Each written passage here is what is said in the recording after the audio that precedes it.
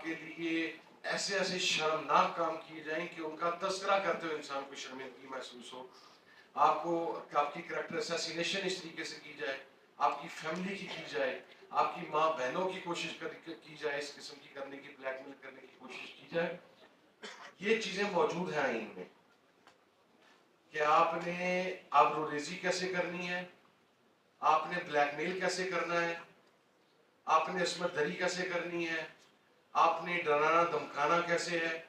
आपने election results को कैसे मैनेज करना है, आपने हारे हुए को जितवाना कैसे है,